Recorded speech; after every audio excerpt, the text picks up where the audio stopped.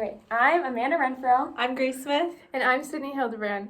Our topic for the final paper was about gravity waves. The discovery of the general theory of relativity, the curvature of space, and gravity waves took many years and contributions from multiple scientists. The issue was brought to Einstein's attention that there was no way to prove the flow of ether in comparison to the motion of the Earth.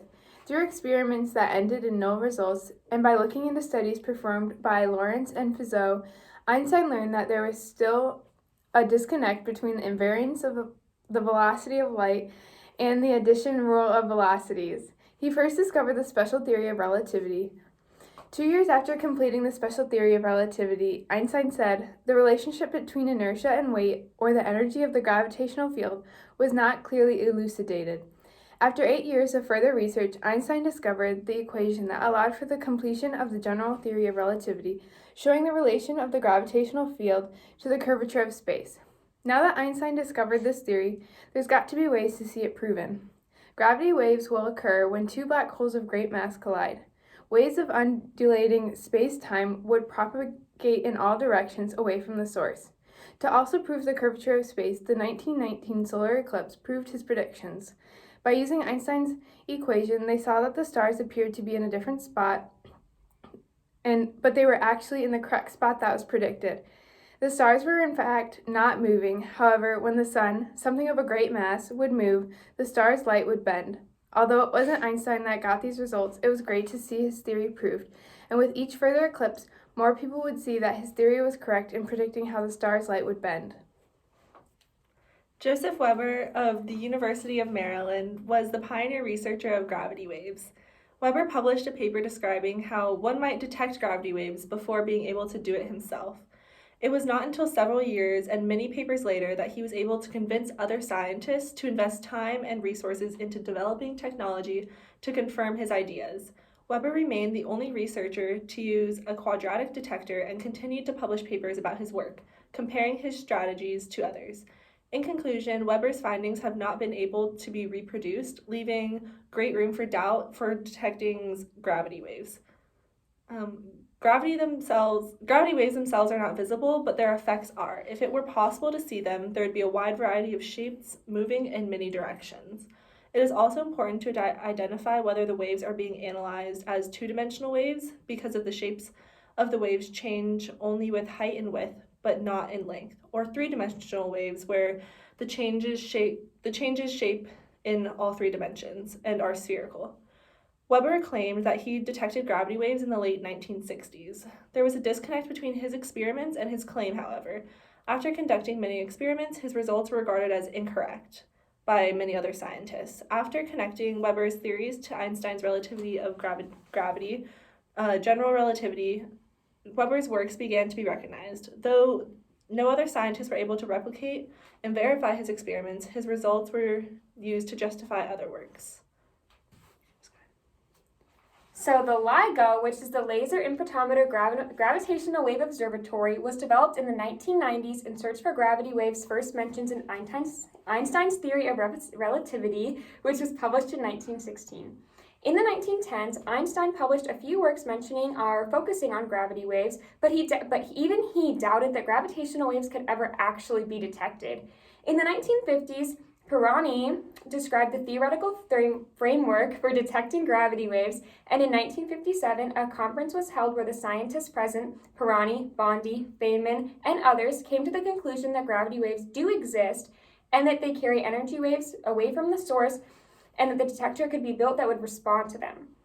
The invention of the laser in 1960 sped things up quite a bit. Two scientists were the first to consider using laser interferometer as a transductor for measuring gravity waves, but the first prototype gravitational interferometer was built in 1971 by Forward.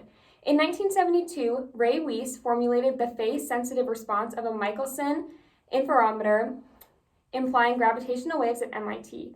This is considered to be the first essentially complete rough draft of the blueprint for LIGO. Hulse and Taylor discovered the first binary pulsar system, and then observations of its energy loss by Taylor and Winsberg demonstrated the evidence of gravity waves in nature. This helped to project the world of physics onto full gravity wave hunt by the late 1970s and into the 1980s. From 1972 to 1989, there was continued development and experimentation on LIGO in the United States. In 1989, a joint proposal for LIGO that featured 2 separate sites in the U.S. with 4-kilometer interferometers was submitted to the National Science Foundation by Caltech and MIT. The approval process took until 1992, and it didn't start construction for LIGO until 1994. The LIGO was dedicated in 1999, just over 80 years after Einstein originally wrote about gravity waves. Taken directly from the budget request form published in 2019, the amount requested for LIGO was $45 million, but the amount actually spent was just shy of $42 million. LIGO is comprised of 2 different observatories located in different parts of the United States. LIGO Hanford Observatory, LHO, is located in eastern Washington, and the other observatory, the Livingston Observatory, is located in Louisiana. When discussing the history of something, it's not unusual to wonder about the current state and usage. The LIGO is still in use, but has been used to direct and verify gravity waves. In order to understand how LIGO has done this, it's important to understand what gravity waves even are. Gravity, as described by Einstein's general relativity theory, is due to the curvature of space-time. Gravity waves are curvature ripples that are caused by pulsations, collisions, rapid orbital motions, or any other action that could cause an object's curvature to vary rapidly. This theory of gravity waves is almost entirely theoretical and untested because before LIGO, it was impossible to directly observe gravity waves. LIGO, however, can detect these waves in order to verify their existence. Each source, which would be a pair, like an example is a pair of neutron stars that coalesce and then black holes, of gravity waves will have different frequency and shape of wave oscillations. This is known as the signature of that source. The signature of the source defines space-time geometry.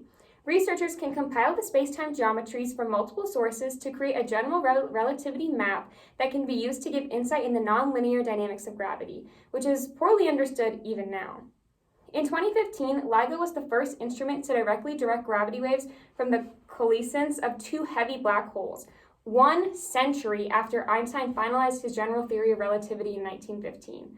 In 2015, scientists were able to discover 9 black holes using LIGO, which was a 38% increase in known black holes in just 1 year. LIGO can detect waveforms and signals, which are both helpful in determining the source of the waves. In order for a gravity wave to be detected, it has to be a strong enough signal and a high enough signal-to-noise ratio. In order for a test to be taken seriously and added to theory, there must be high significance. In this case, the first gravity waves were detected. The false alarm probability was less than 2 times 10 to the power of 7, or once in every 203,000 years. This was deemed a low enough probability to proceed with the dataset. As the technology we use continues to improve, updates on LIGO will be made. LIGO is still at the front of its productive lifetime and is still so much potential regarding the things that can be discovered using it. In the future, it may be possible to search further with higher accuracy. It may even be possible to distinguish among formation mechanisms from binary black holes. New theories and discoveries continue to provide more insight into the expansive unknown space that surrounds us. Thank you for learning about gravity waves with us. Thank you. Have a good night. Thank you.